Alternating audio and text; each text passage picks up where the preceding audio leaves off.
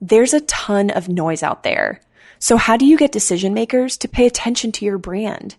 Start a podcast and invite your ideal clients to be guests on your show. Learn more at sweetfishmedia.com. You're listening to the B2B Growth Show, a podcast dedicated to helping B2B executives achieve explosive growth. Whether you're looking for techniques and strategies or tools and resources, you've come to the right place. I'm James Carberry. And I'm Jonathan Green. Let's get into the show. Welcome back to the B2B Growth Show. Today we are joined by David Hartman. David is the principal at Blue Canyon Partners. David, welcome to the show. Thanks very much. It's great to be here. Well, it's fantastic to have you on the show today. I know that you are associated with the Institute for the Study of Business Markets. We've gotten to feature a few of their officers actually on the show. And so that was how we got connected, which is fantastic because we had some great episodes with those guys. Today we're actually going to be talking about 3 reasons to rethink your position in China. And I don't think we've ever had an episode quite like this. This is going to be some very unique content. So I think our listeners are going to get a lot out of it. But before we get into today's topic, David, maybe you can tell us a little about what you and your team at Blue Canyon are up to these days. Well, we're doing a lot of work in China.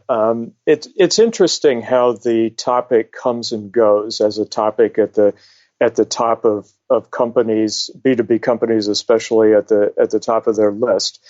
There was a huge flurry of activity when China was growing so fast. As it made the headlines for slowing down a little bit, the interest waned a bit. There were always companies that had issues, but the ones that were going over there had gotten over there, and the need for outside consultants, as I say, sort of leveled off. Well, now we're seeing a lot of interest again, and I think I would characterize it as having hit the wall in some sense. And that's really what we're going to be talking about today.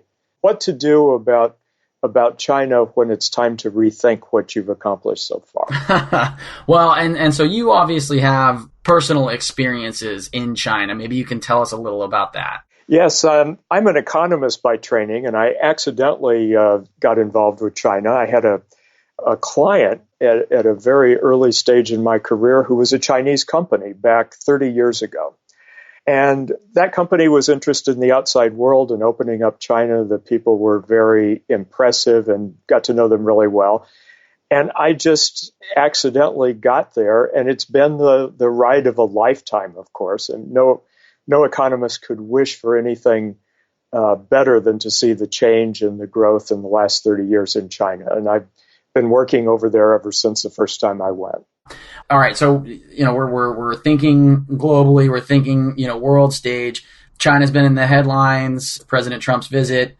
What are some of the takeaways from that?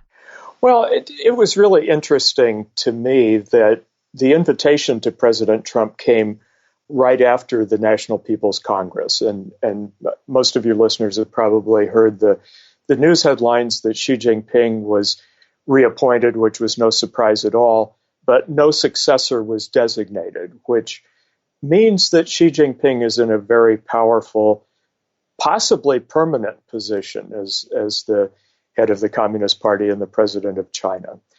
What does that mean? It means that China's reached a level of maturity and power in the world that they feel very confident.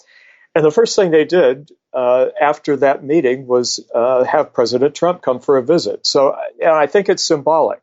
Chinese believe a lot in relationship. They believe that business is done by people who know each other. They think that politics is done by people who know each other.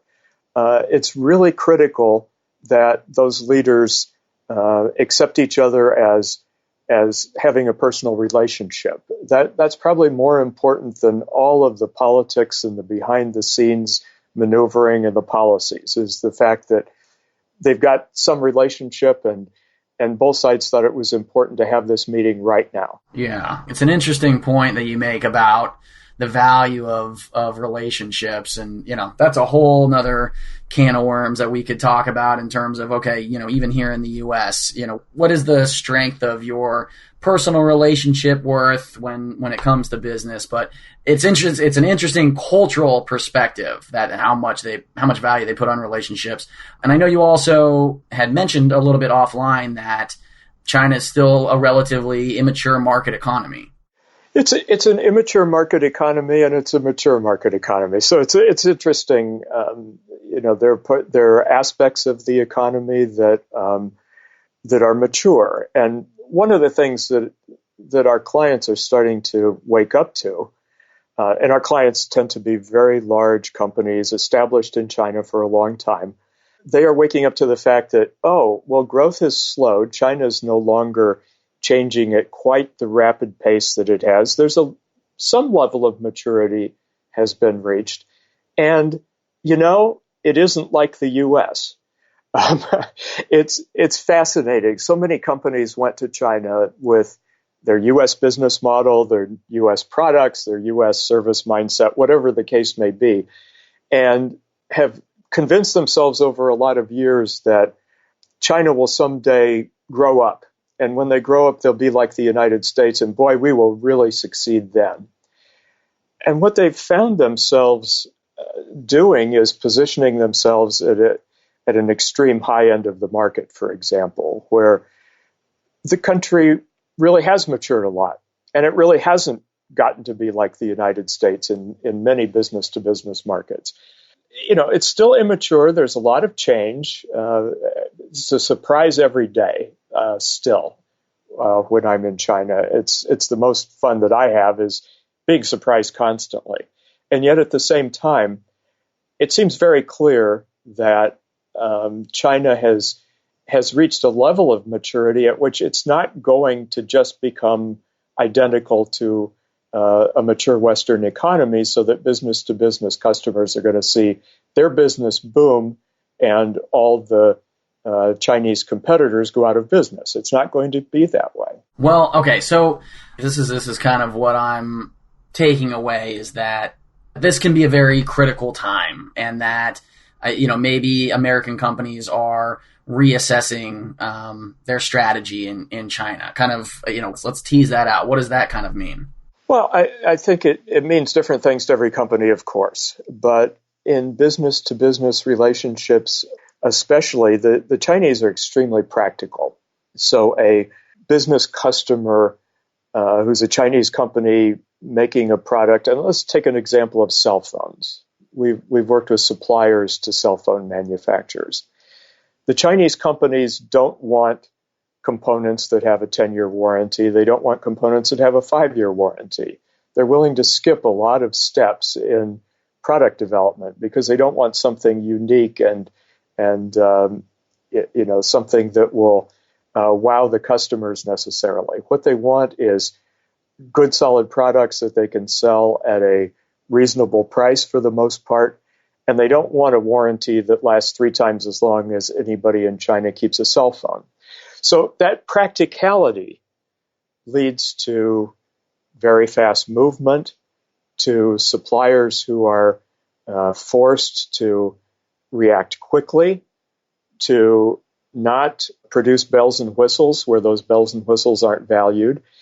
And I think that's been a real problem for a lot of the clients that we work with globally when they think about China, that they have always thought that very high level of engineering, a very high level of innovation, products that are bulletproof and ironclad and don't require any service are going to win the day, and in fact they don't. So there's a segment of the market where they can win, but there's a much larger segment of the market that they aren't even really seeing because it values very different things than the U.S. market or the European market would value. That's interesting. Well, and so you had sort of mentioned this idea of like very, very quick movement, but I know you've also sort of made the point, even before we started recording today, that China's growth has slowed.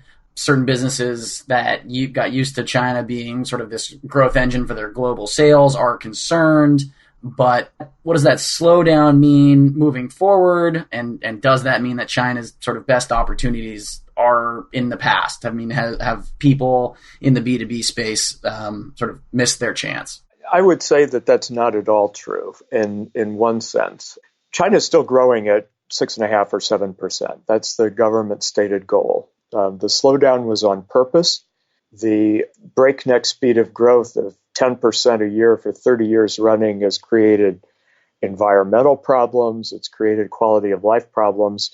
The government's very concerned about continuing to just grow so fast without taking care of a lot of the more important needs of the population now, such as being conscious of pollution, being conscious of safety, and all of those things that we take for granted. On the other hand, while they've slowed down to 7%, it is still 7%.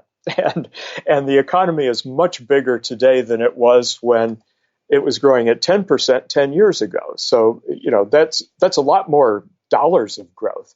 The opportunities are still there.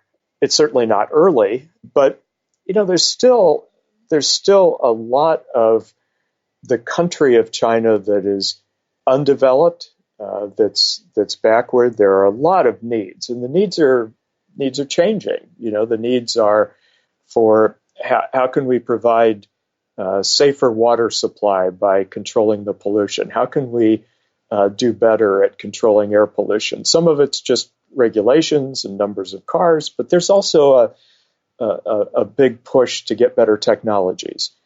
There's a need for better medical care. So there is a push for better management methods of managing hospitals. Companies that can focus on sectors of the economy where China is really in great need are going to see a lot of success, despite the fact that it's only growing at 7%. Wouldn't we give anything to grow at 7% for a while?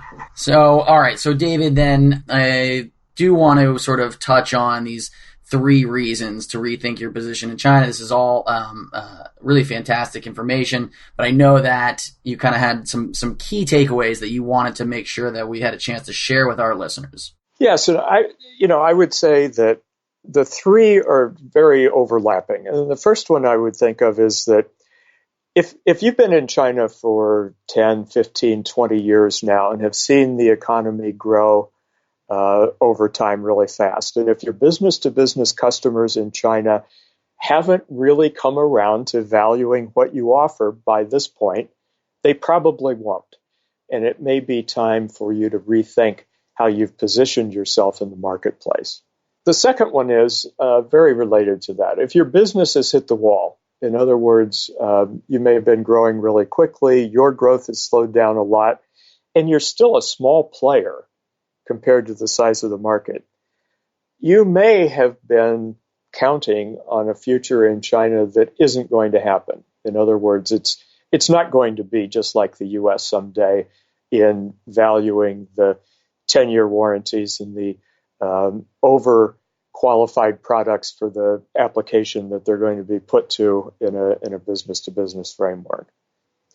And then thirdly, and very closely related to those two, is if you're in the market and you're in a niche where you've gradually gone from being the only player in town perhaps 20 years ago to being the very high-end player in a much bigger market. If you don't understand the whole market, if you're not a participant any place except the high-end niche where you are, if you don't understand where you don't play at all, if you don't understand the part of the market where you often lose but occasionally win, as well as where you're a big winner in the market, your surprises in the future are going to be negative because those competitors are going to get better, those markets are going to change, and it's probably, for the most part, not going to be satisfactory to just sit back and enjoy the position that you've established for yourself, even if that very high-end small niche is enough for you. Mm-hmm. Yeah, it makes a lot of sense. Well, David, and I know we didn't get to cover everything that you wanted to talk about today. Obviously, there is so much information, more than we could possibly cover in 15 minutes, but I think this was a fantastic start. I know I got a lot out of today's interview. I know our listeners are going to get a lot out of today's interview. And if any of them want to reach out, find out more about your experiences, today's topic, find out a little bit more about Blue Canyon Partners, what's the best way for them to go about doing that? Website is www.bluecanyonpartners.com. My email address, and I would encourage you to reach out. My email address is David G as in global, H as in Hartman at bluecanyonpartners.com. Fantastic. Well, David, thank you again so much for your time on today's episode. It was a pleasure getting to talk to you, and I hope you have a great rest of your day. Thanks very much. It was a delight. To ensure that you never miss an episode of the B2B Growth Show, subscribe to the show in iTunes or your favorite podcast player. This guarantees that every episode will get delivered directly to your device. If you'd like to connect with B2B executives from all over the world, make sure to join our private Facebook community. There are some incredible conversations happening inside this group. To join, visit b2bgrowthshow.com/FB. Thank you so much for listening. Until next time.